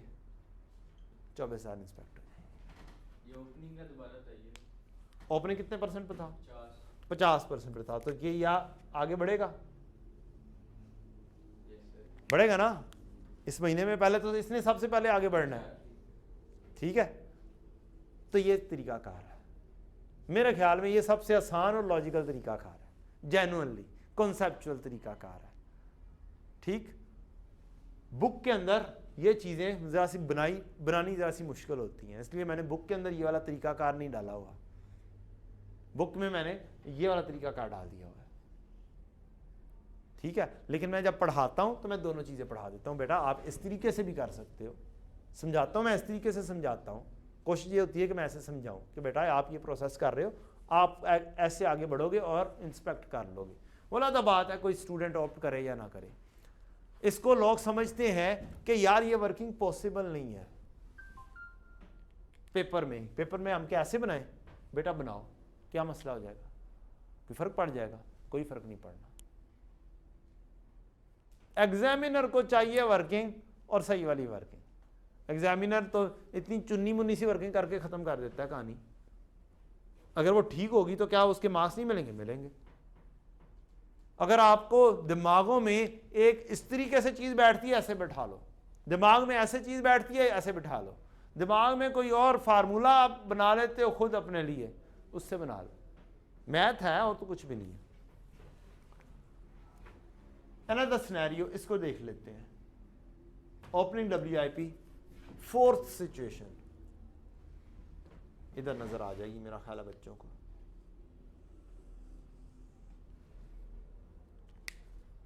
70% पर स्टेज ऑफ कंप्लीशन है, जो इंस्पेक्शन की स्टेज है। और मैंने जब काम शुरू किया ना तो यूनिट्स क्या थे? 75% पर पहुंचे हुए थे, इस जगह पर थे। क्या ये पिछले महीने में इंस्पेक्ट हो गए होंगे? ये तो आगे निकल गए हुए हैं पहले से ही। तो इसका मतलब है कि मैं ये ओपनिंग के जो 4,000 यूनिट्स हैं ये निल लूंगा, नहीं लूंगा। मैंने 20,000 इनकी हैं, 20,000 में से 5,000 पहुंचे हुए हैं 80% पर, और बाकी के 15,000 पूरे आगे निकल गए हैं। ठीक है, तो इसका मतलब है 5,000 भी होगा और 15,000 भी होगा और टोटल 20,000 हो जाएगा इंस्पेक्ट।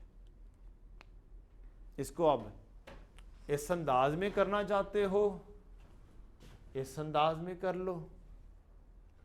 इसको इस अंदाज में करना चाहते हो, इस अंदाज में कर लो।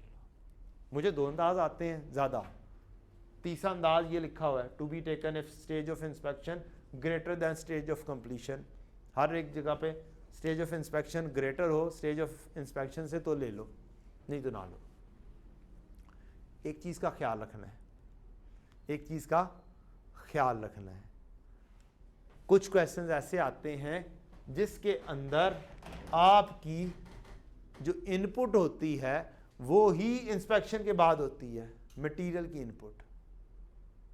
तो एक इनपुट यहाँ पे हो रही है तो वो काइंडली क्वांटिटी में ना लेना। ठीक है, तो यहाँ पर ये तो हर चीज़ को सफिस करता है, ये वाली चीज़ कि यार एक चीज़ है आई यहाँ पे रही है तो उसने इंस्पेक्शन में कैटर होना ही नहीं है। Hope so you got the point. अब हम बढ़ेंगे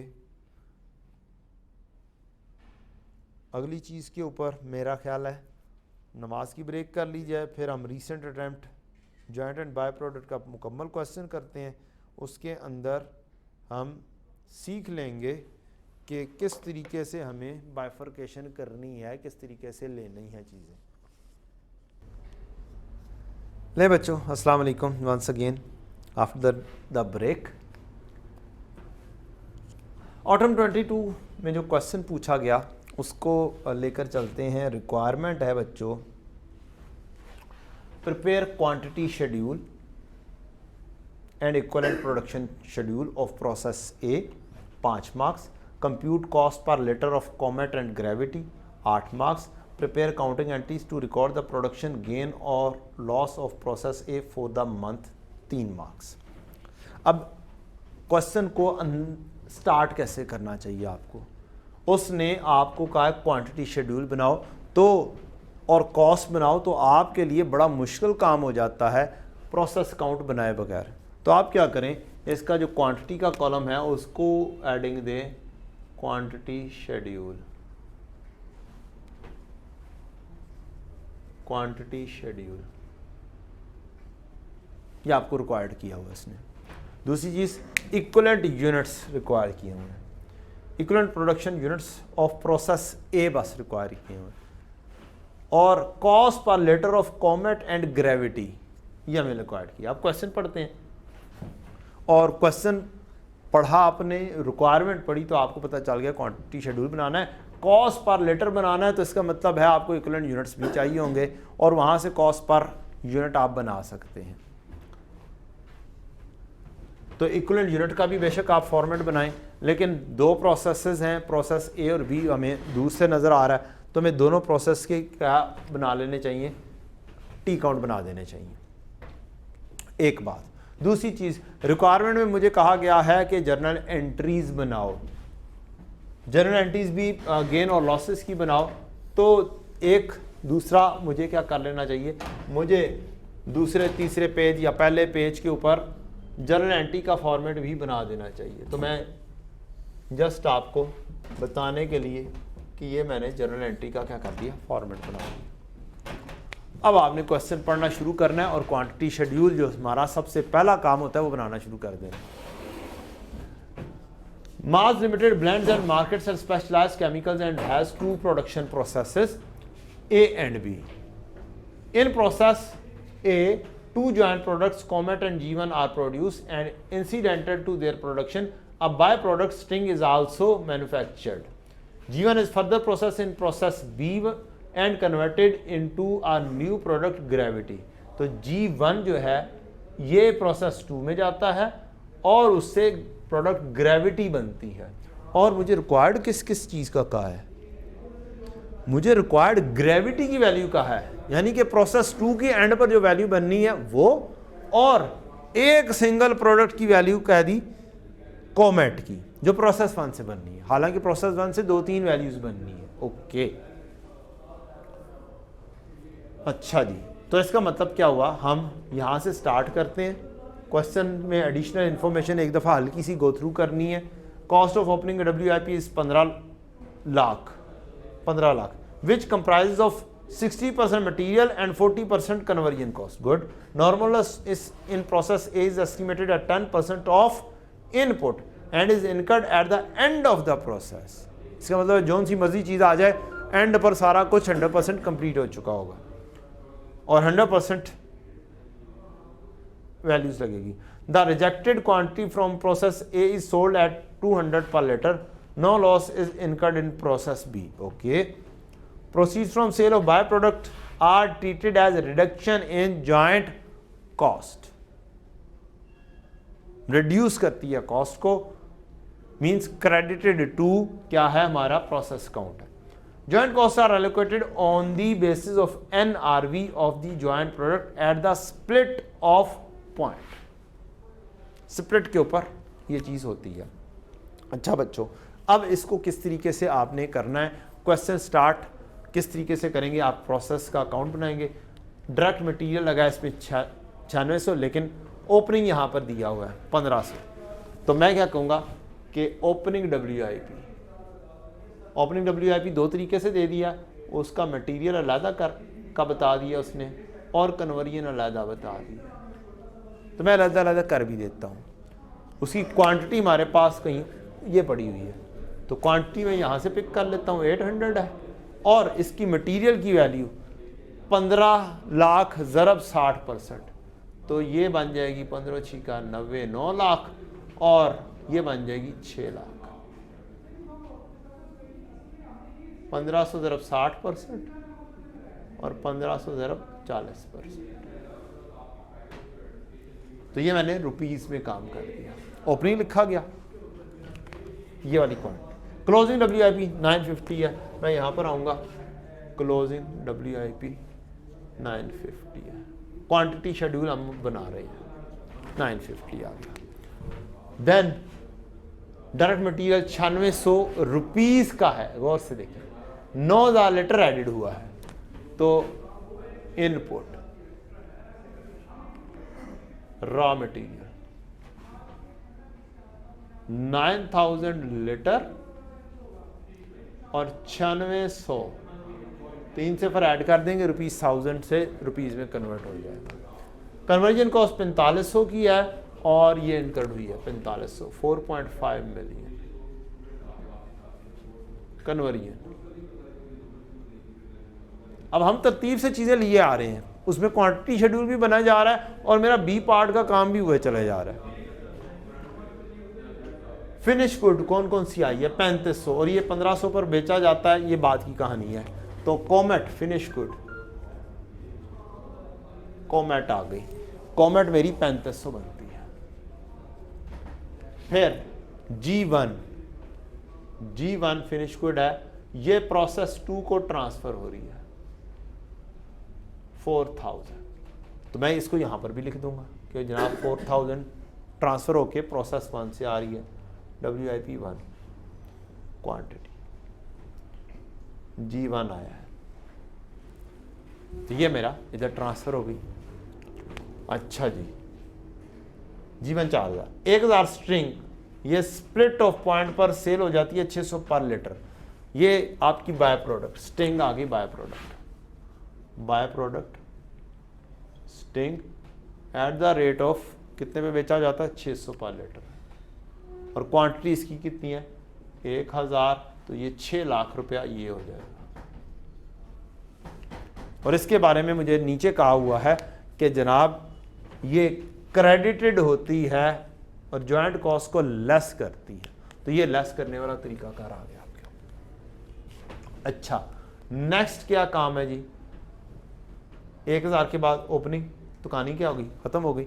आगे बढ़ते हैं, इधर क्या क्या कुछ लिखा है, 9000 units, conversion cost incurred evenly होता है, ये बेचा जाता है, ये स्प्लिट ऑफ पॉइंट के लिए NRV मालूम करने के लिए इस्तेमाल होगा। ट्रांसफर टू प्रोसेस भी ये हमने लिख लिया, स्प्लिट ऑफ पॉइंट पे 600 ये हमने लिख लिया। ग्रेविटी भी 2200 की बेची जाती है, ये भी NRV कैलकुलेशन में इस्तेमाल होगी। 60% completed as to conversion, opening है 60% completed as to conversion, 60% completed है। ये वैल्यू की परसेंटेज दी हुई है, ये कंप्लीशन की परसेंटेज ये वाली है।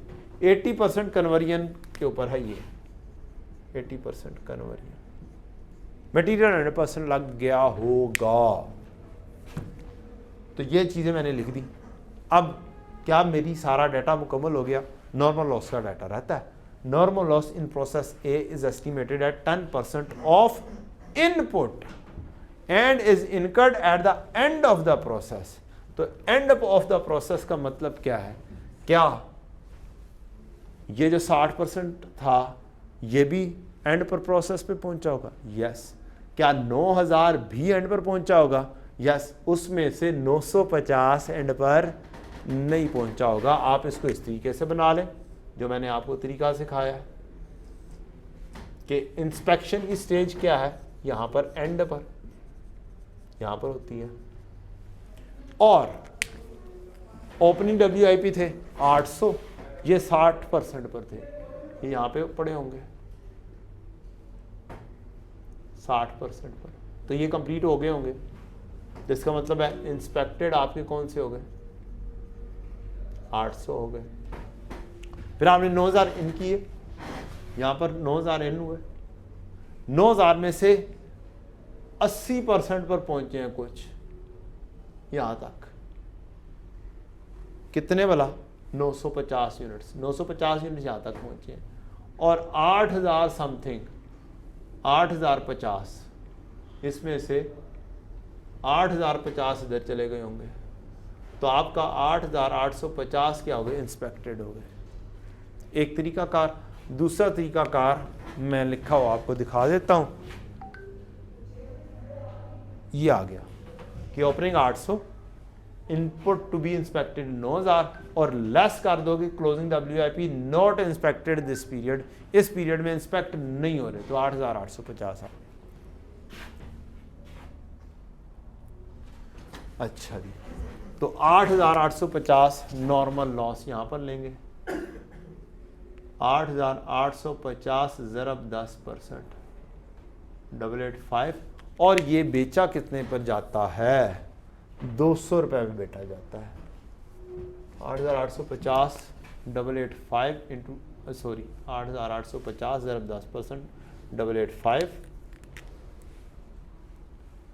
और ये एट द रेट ऑफ 200 बेचा जाता है। तो 885 ज़रब 2, 1 लाख कितने बन गए, 1,77,000 बन गए बच्चों, 1,77,000, ये आपकी वैल्यू आ जाएगी। अब आपने जो ही ये काम किया, अब आप बैलेंसिंग निकालेंगे, विच साइज इज बिगर, 9800 या ये वाली साइड, 4 और 3 7, 7 और 1 8, 8500, 9000 समथिंग, और ये वाली साइड बिगर हो जाएगी। इट मीन्स आपको एबनॉर्मल गेन आ जाएगा, और एबनॉर्मल गेन 535 यूनिट का बन जाता है। 535 ही थे, 535। तो जो ही आपने ये चीज़ कंप्लीट की, आपको क्वांटिटी शेड्यूल के मार्क्स मिल गए हैं। और एग्जामिनर हमारा इंतहाई अच्छा है, वो बड़ी तरतीब से चलता है। उसने बताया कि आप क्वांटिटी शेड्यूल बनाओगे तो ही equivalent unit, statement of equivalent units बना सकते हो। स्टेटमेंट ऑफ इक्विवेलेंट यूनिट बना लोगे तो फिर आगे आप कॉस्ट बना सकते हो। तो अगला काम हमारा स्टेटमेंट ऑफ इक्विवेलेंट यूनिट्स का होगा।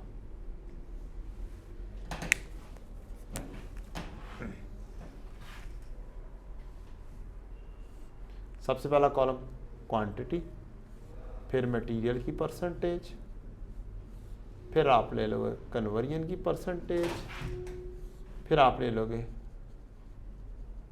मटेरियल, फिर आप ले लोगे कन्वर्जन। ये इक्विवेलेंट यूनिट्स, इक्विवेलेंट यूनिट्स, और इक्विवेलेंट यूनिट्स हमेशा फिनिश गुड, एबनॉर्मल लॉस या एबनॉर्मल गेन और क्लोजिंग WIP का होगा। अब आपको देखना होगा कि आप FIFO कर रहे हो या FIFO देख रहे हो। तो क्वेश्चन में हमें कहा कि हम वेटेड एवरेज मेथड इस्तेमाल करते हैं। क्वेश्चन में जैसा डाटा था आपका FIFO भी लग सकता था, FIFO भी लग सकता था। FIFO कैसे लग सकता था, FIFO में स्टेज ऑफ कंप्लीशन चाहिए होती है। तो मेरे पास कन्वर्जन से 60% रिलेटेड है और मटेरियल 100% है, और कन्वर्जन की परसेंटेज क्लोजिंग भी हमारे पास मौजूद है। तो फिनिश गुड में हमने टेंशन नहीं लेनी होती, हम चुप करके लिख देते हैं जो सी भी आ रही होती है। 3500 और 4000 ये फिनिश गुड, एक आ रही है आपके पास कॉमेट, एक आ रही है G1। तो 3500 इनकी क्वांटिटी, 4000 इसकी क्वांटिटी। ये 100% लगी होगी, ये बेशक 100% ना लिखें। तो 3500 इधर भी आ जाएगी, इधर भी आ जाएगी, और 4000 इधर भी आ जाएगी, 4000 इधर भी आ जाएगी। अगली चीज़ आती है क्लोजिंग WIP। क्लोजिंग WIP आपने कितना लिया, क्लोजिंग WIP 950 है, क्वांटिटी इसकी 950। ये विद रिस्पेक्ट टू मटेरियल 100% और with respect to conversion 80% completed है। तो आप यहाँ पर 950 ही ले लेंगे। यहाँ पर 950 का क्या कर देंगे, 80% कर देंगे, वैल्यू आ जाएगी बेटा जी 760।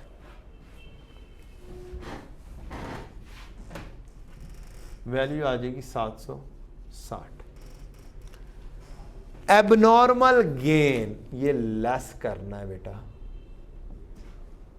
535 की क्वांटिटी ब्रैकेट में लेंगे। ये देखना है कि ये लॉसेस आइडेंटिफाई कब होते हैं, तो हमने यहां पर बनाया कि लॉसेस आइडेंटिफाई बिल्कुल एंड पर होते हैं। तो इसका मतलब है एबनॉर्मल गेन ये 100% कंप्लीटेड होगा with both respects, material and conversion both. तो ये 535 ये आपने लेस कर देना है, 535 ये आपने क्या कर देना था, लेस कर देना था। जो ही आपने ये काम किया आपके 5 मार्क्स आपकी पॉकेट में आ गए। आउट ऑफ दी 8 5 13 और 3 कितने, 16 मार्क्स में से 5 मार्क्स आपके पॉकेट में। टोटल आप कर देंगे ऑब्वियसली, तो टोटल करने पे मैं इस वक्त टाइम नहीं लगाऊंगा। 7915 एंड 7725, 7915 एंड 7725। यहां पर बच्चों आपने ये काम 5 मार्क्स ले लिए, तो अब 1 मार्क्स कम से कम भी आप बड़ी आसानी से ले सकते हैं। क्वेश्चन की रिक्वायरमेंट जस्ट पढ़ें कि आपको अकाउंटिंग एंट्री का क्या है, to record production gain loss of process A. Gain loss मालूम करने के, तो गेन लॉस में एक की वैल्यू तो मालूम हो चुकी हुई है, 1,77,000 है, उसकी तो एंट्री लिख दो ना। यहां पे लिखो कि आपकी एंट्री क्या बनती है, आपका WIP क्रेडिट हो रहा है और स्क्रैप इन्वेंटरी क्या होती है, वो डेबिट होती है। स्क्रैप अकाउंट डेबिट हो जाता है, स्क्रैप इन्वेंटरी अकाउंट या स्क्रैप अकाउंट। तो ये 1,77,000 से ये वाली वैल्यू तो लेनी थी ना। अगली चीज अब आ गई आपकी इक्विवेलेंट यूनिट्स आ चुके हैं। अब अगला स्टेप आपका आ जाता है कि आपने 5 मार्क्स इधर से हासिल कर लिए और 1 मार्क्स आप कह लें इधर से हासिल कर लिया, 6 मार्क्स आप हासिल कर चुके। अब आपकी कहानी आ गई है अगली कि दूसरी रिक्वायरमेंट क्या है, कंप्यूट कॉस्ट पर litre of comet and gravity. Cost per litre बनाने के लिए आपको अगला काम ये करना है कि आप कम अज कम यहां पर इसकी वैल्यू लेकर आए, इसकी वैल्यू लेकर आए, इनकी वैल्यूज ओवरऑल फाइंड करें कि क्या होनी चाहिए। तो उसके लिए आपको कॉस्ट पर इक्विवेलेंट यूनिट चाहिए होगा। तो यहां पर इसका मतलब एवको मेथड में एवको का फार्मूला लिखें कॉस्ट का, ओपनिंग कॉस्ट आ जाएगी, इनपुट की कॉस्ट आ जाएगी, less scrap value of normal loss कर देंगे, less scrap value of by product कर देंगे if credited to process account. ये आपने फार्मूला लिखना है। ओपनिंग कॉस्ट ये हमारे पास यहां से आ रही थी, WIP 9 लाख रुपया मटेरियल और 6 लाख रुपया कन्वर्जन है, तो 9 लाख रुपया ये और 6 लाख रुपया ये। इनपुट 96 लाख और 45 लाख ये आपने ले लिया, 96 लाख और 45 lakh. Scrap value of normal loss, normal loss 1,77,000 ये लेस हो जाएगा और ये सिर्फ और सिर्फ मटेरियल में से लेस होना है, इधर कुछ नहीं आना। Scrap value of by product 6 lakh रुपया ये भी लेस कर दोगे, तब आपके पास कॉस्ट बन जाएगी जो आपको लेनी है। ये कॉस्ट बन जाती है बच्चों 97,23,000 और 51 लाख, 97,23,000, 97 लाख 23,000 और 51। कॉस्ट भी आ गई आपके पास, इक्वलेंट यूनिट्स भी हैं, इसको मैं बी बोलता हूँ, इसको मैं ए बोलता हूँ, ए डिवाइड बाय बी करूँगा, कॉस्ट पर इक्वलेंट यूनिट आ जाएगी। ये बन जाती है 1228 और 660, 1228 और 660, और इन दोनों को टोटल अगर मैं कर दूं तो मेरे पास बन जाता है 1888। इन दोनों को टोटल कर दूं तो 1888 सम हो जाता है। यहाँ पर हमारी कहानी बड़ी ही आसान आगे हो जाती है कि अब मुझे 535 को क्या करना है, अब नॉर्मल गेन को वैल्यू लगा दूं। वैसे ज़रूरत तो नहीं है, क्वेश्चन की रिक्वायरमेंट नहीं है किसको लगा दूं, लेकिन मैं लगा देता हूँ आपको। यहाँ पे अब नॉर्मल गेन आ रहा है, ये 535 आ रहा है, एट द रेट ऑफ 1888 आप लिख सकते हैं और इसकी वैल्यू लगा दें। अच्छा, अगली चीज़ क्लोजिंग WIP को वैल्यू लगा दें, गो कि उसने ये भी रिक्वायर नहीं की हुई, ये भी लगाने की ऐसा ज़रूरत नहीं है। ज़रूरत की है कि फिर ज़रूरत फिर आपकी इन फिनिश गुड को वैल्यूज असाइन करने की है कि आप अगले स्टेप के ऊपर आ जाएं। पेपर की जो रिक्वायरमेंट नहीं है उसको फिलहाल क्या कर दें, लिंगर ऑन कर दें, ज़रूरत नहीं है। साली फिर बैलेंस कैसे निकालेंगे, to be given, to be bifurcated between both of these. इसके दो तरीके हैं बच्चों, एक तो यह है कि मैं इनको वैल्यूज असाइन करूं और फिर इन सारे खर्चों में से ये सारे खर्चे माइनस करूं तो मेरे पास बैलेंस बच जाएगा जो मैं इन दोनों को देना है। ठीक, दूसरा तरीका कार ये है कि मैं इन दोनों की क्वांटिटी को देखूं, यार यहाँ पर क्या सेम आ रही है या सेम आ रही है, 3500 4000, तो मैं क्या करूं 3500 जमा 4000 क्वांटिटी करूं, इसको मैं इस वैल्यू से मल्टीप्लाई कर दूं 1888 और मैं कहूं to be bifurcated, to be bifurcated between products.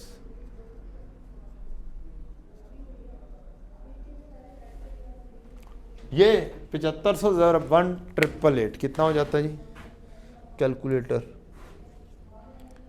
7500 ज़रब 1888,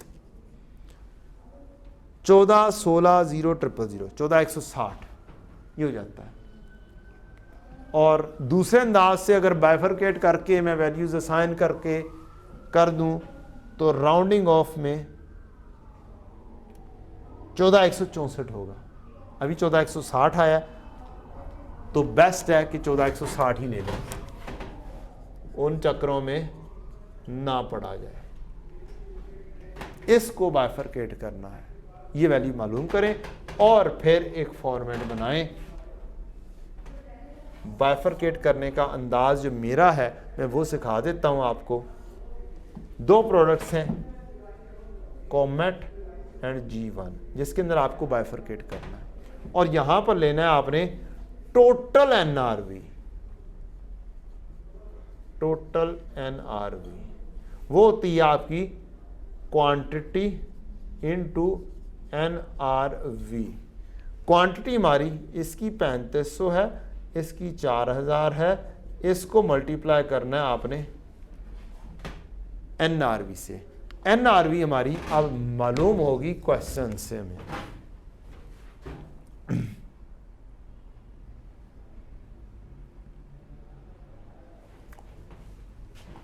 comet बेचा जा सकता है 1500 रुपए में 120 लीटर खर्चा करके पैकिंग का, तो 1500 में से 120 माइनस कर दूंगा।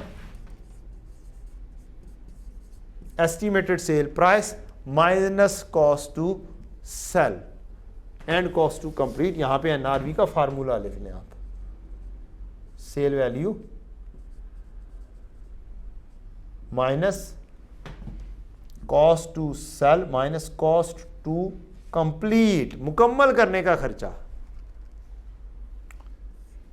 G1 जो है ये प्रोसेस 2 में जा रहा है, इसकी फर्दर प्रोसेस कॉस्ट लगेगी। तो इसकी भी sale price, final sale price, sale price final sale price वो लेनी है। और बांटना किसको है? 14160 को बांटना है हमें 14160 000, ये यहाँ पे लिखो और NRV लेकर आओ और यहाँ पर बाइफरकेशन कर देंगे हम। अच्छा जी, अब बेटा जी यहाँ से सेल वैल्यू 2200 में ये बिक जाएगी ग्रेविटी 140 का मजीद खर्चा करके, तो ये फाइनल सेल वैल्यू आ गई 2220। अब फाइनल सेल वैल्यू मैंने ले ली 2220 माइनस इसके अंदर से जो खर्चा किया वो लेस किया 140 का, कॉस्ट टू सेल का 140। अब एक खर्चा हो रहा है कॉस्ट टू कंप्लीट, इसने फर्दर प्रोसेस होना है, इसकी फर्दर प्रोसेसिंग कॉस्ट यहां पर एक आनी चाहिए। वो कैसे आएगी? ओ यस, अब हम आएंगे प्रोसेस 2 की कन्वर्जन कॉस्ट 2 मिलियन है।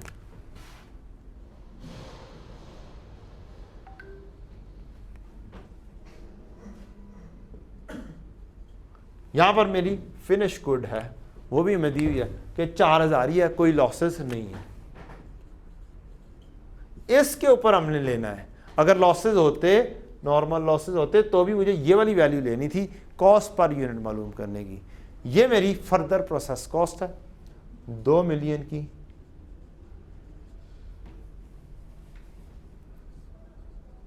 Further cost is equal to 2 million, और ये मेरे यूनिट्स हैं 4000, तो ये ₹500 पर यूनिट मेरा फर्दर कॉस्ट आ जाती है, जो इनकर होनी है कन्वर्जन कॉस्ट आ जाती है। तो ये 500 का जो है ना टेक्निकल पॉइंट वो यहां पर मौजूद था। यहां से मैं इस क्वांटिटी को इस रेट से मल्टीप्लाई करूंगा, फाइनल वैल्यू निकालूंगा और मेरे पास NRV आ जाएगी।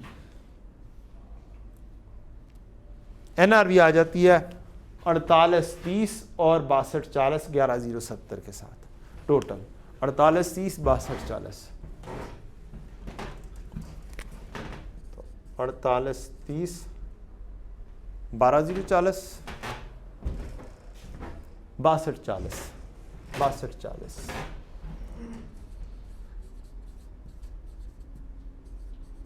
ये मेरी टोटल NRV आई है बेटा।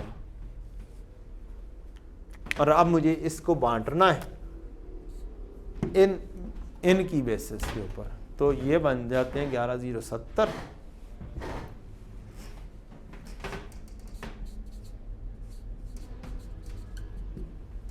अब बेटा बड़ा ही आसान सा तरीका है, मैं ए भी यूज़ कर चुका हूँ। यहाँ पर मैं लिखूँगा भाई तुम जे हो, तुम के हो, तुम एल हो और तुम एम हो, और मैं यहाँ पे वर्किंग करूँगा, परसेंटेज बनाऊँगा J divide by L multiply by M, K divide by L multiply by M, और मेरे पास वैल्यू बाइफरकेट करके आ जाएगी, और वो आएगी 6180 और 7985, 6180 7985, 6180 7985 000। और मेरे पास फाइनल वैल्यू आ गई है, कॉमेट को क्या देनी है। इसको मैं कहूँगा जनाब ये JKLMNOPQRS ये P है, और मैं अपने आंसर के अंदर बिल्कुल स्टार्ट पर लिख दूंगा कि कॉमेट की वैल्यू जो है P से आ रही है 6180, और ग्रेविटी की वैल्यू Q से आती है, वो देखते हैं Q कहाँ पर बनता है। अब ग्रेविटी ये 4000 की वैल्यू मेरे वर्कआउट होकर आई है 7985, जो कि यहाँ पर लिखा जाना चाहिए था। अब यहाँ पर लिखने की जरूरत नहीं है मुझे, मेरा अल्टीमेट काम है यहाँ से यहाँ पर आ चुका हुआ है 7985 000। और ये दोनों मिला लें तो फिनिश की वैल्यू बन जाती है 998500। इसको मैं कहूँगा कि ये Q है 998500। This is how my 8 marks would also be secured. यहाँ पे मेरे क्वेश्चन 8 जमा 5 13 जमा 1 14 मार्क्स तो हासिल हो गए। इस तरीके से अगर आप स्पीडीली काम करें तो ये वाला क्वेश्चन आपको अच्छे मार्क्स दे सकता था अगर तरीके से चलते तो, क्योंकि रेपिटेशन में आई ये चीजें। ठीक है, आखिरी 2 मार्क्स की ओर करना जर्नल एंट्रीज। एबनॉर्मल लॉस की जर्नल एंट्री, एबनॉर्मल लॉस की बेटा 2-3 एंट्रीज भी हो सकती हैं और एक सिंगल एंट्री भी हो सकती है। इसके प्रॉफिट एंड लॉस पूरा बनाना है। इसका तरीकाकार, आपका एबनॉर्मल गेन हो रहा है, WIP डेबिट हो रहा है और एबनॉर्मल गेन हो रहा है, और वो वैल्यू अब क्वेश्चन में मैंने लिखी नहीं है तो मसला कोई नहीं है। 535 को @18888 क्या करो, वैल्यू असाइन कर दो ताकि ये वैल्यू लिखी जाए 535 इंटू 18888 10 10 0 0 80 10 10 0 80। तो ये वाली वैल्यू आ गई। तो आपने कहा अच्छा 10 10 0 80, यहाँ पे भी लिख दो, यहाँ पे भी लिख दो ताकि एक पता चल जाए कि कहाँ से लेकर आ रहे हो। WIP debit, abnormal gain credit 10 10 0 80। बेटा इसके बाद तरीकाकार ये होता है कि आपने इसको ख़त्म करना है, निल करना है। कैसे करेंगे, एबनॉर्मल गेन को स्क्रैप अकाउंट में ट्रांसफर करते होते हो, स्क्रैप अकाउंट। अब ये स्क्रैप में स्क्रैप वैल्यू ली जाती है। 535 ज़रब 200 के ऊपर बेचा था, 535 ज़रब 200, नॉर्मल लॉस 200 पे था, 1,07,000, ये 200 रुपया, ये स्क्रैप वैल्यू लेनी है 1,07,000। तो 1,07,000 से ये वाली एंट्री हो जाएगी। अब एबनॉर्मल गेन को फुली फाइनल क्लोज करो और प्रॉफिट एंड लॉस में ट्रांसफर करो। इस वैल्यू और इस वैल्यू का डिफरेंस ले लो, 10 10 0 80 और 1,07,000 माइनस 10 10 0 80 903 0 80। तो ये बन जाएगी आपकी 903 0 80 903 0 80। This is how your whole question would be done. और इस तरीके से आप क्या कर सकते हैं, मुकम्मल क्वेश्चन को परफॉर्म कर सकते हैं। अच्छा जी, अब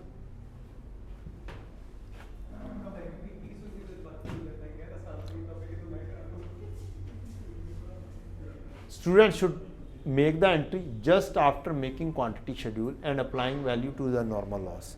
normal loss को जो ही आपने किया तो 1 मार्क्स आप वहां से स्ट्रॉन्ग कर सकते हैं। only value of abnormal gain would have been pending। by doing this at least you will get 1 or 2 marks out of the 3 you can say। अच्छा जी, आप एंट्री लिख सकते हो, वैल्यूज बेशक बाद में लिख लेना। मीन्स ये वाली एंट्रीज तो बना सकते हैं, वैल्यूज बाद में लिखी जाए। तो ये वाली वैल्यू एंट्रीज ही लिखने से आपको मार्क्स क्या हो जाएंगे, सिक्योर हो जाएंगे काफ़ी। एग्जामिनर ने कहा काफ़ी अच्छा परफॉर्म किया और बहुत अच्छे परफॉर्म करने पे 52% पास हुए बच्चे।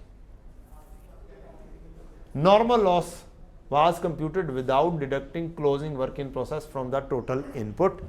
तो ये वाला वे आउट से हमने 950 यहाँ पे छोड़ दिया था, 9,000 में से इनपुट में से 950 लेस नहीं किया उन्होंने। Abnormal gain was added instead of being deducted, ये गलती हुई। एबनॉर्मल गेन लेस करने की बजाय ऐड कर दिया। Opening WIP and by product units were added in the equivalent production schedule. यहां पे आपको बार बार बोला इक्विवेलेंट यूनिट्स में हमेशा सिर्फ फिनिश गुड, WIP और एबनॉर्मल गेन या एबनॉर्मल लॉस नहीं आना है। बच्चों ने क्या किया, बाय प्रोडक्ट भी ऐड की और क्या चीज़ ऐड की, ओपनिंग WIP भी ऐड किया। असल में स्टूडेंट्स में वो कन्फ्यूजन के FIFO मेथड में जो ओपनिंग WIP हम लिख लेते हैं वो एक्चुअली फिनिश गुड का ही पार्ट होता है, मैंने पहले बताया आपको, लेकिन स्टूडेंट इस चीज़ को ज़हन में नहीं लेकर आता तो कुछ गलतियां नज़र आती हैं। Proceeds from sale of by product were not deducted from the joint cost, तो हमारा ऑटोमेटिकली जब ये काम किया हमने यहाँ पे फार्मूला लिख के वैल्यू निकाली थी, ये वाली चीज़, ये लेसन नहीं की बच्चों ने।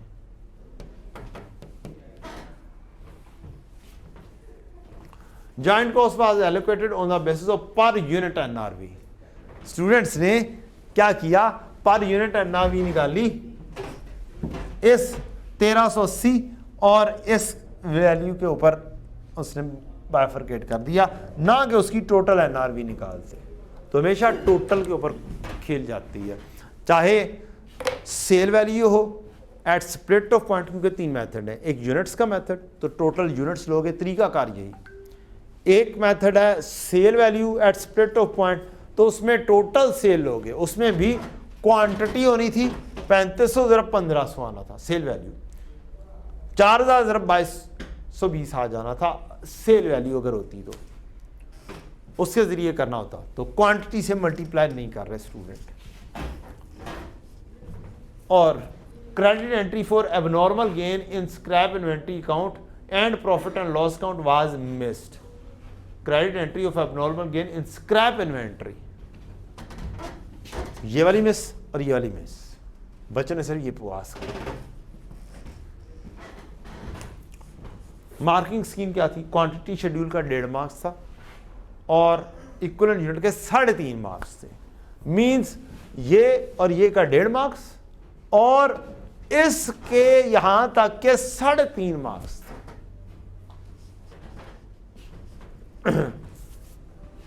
NRV आगे बढ़ते हैं। Joint cost incurred in process A 4, joint cost ये वाली चीजें 4 मार्क्स। उसके बाद NRV eight split off point के 2 मार्क्स। जनाब सिर्फ और सिर्फ इतने हिस्से के 2 मार्क्स, सॉरी इतने हिस्से के, ये वाली इसके 2 marks. Total cost of comet and gravity, ये जो आपने मालूम किया, ये और ये, एक यहां पर से और एक यहां पर से, इसके कितने marks, 2 marks. Cost per litre of comet and gravity 1 marks. Cost per litre जो आपने कॉस्ट पर यूनिट बनाई थी यहां पर, ये इसके, इसका कोई 1 मार्क्स छुपी हुई है, हर चीज छुपी हुई है। एंट्री के रिकॉर्डिंग एबनॉर्मल गेन के 2 marks. So this is how we should proceed. आज के लिए इतना ही बच्चों, थैंक यू वेरी मच, अस्सलाम वालेकुम।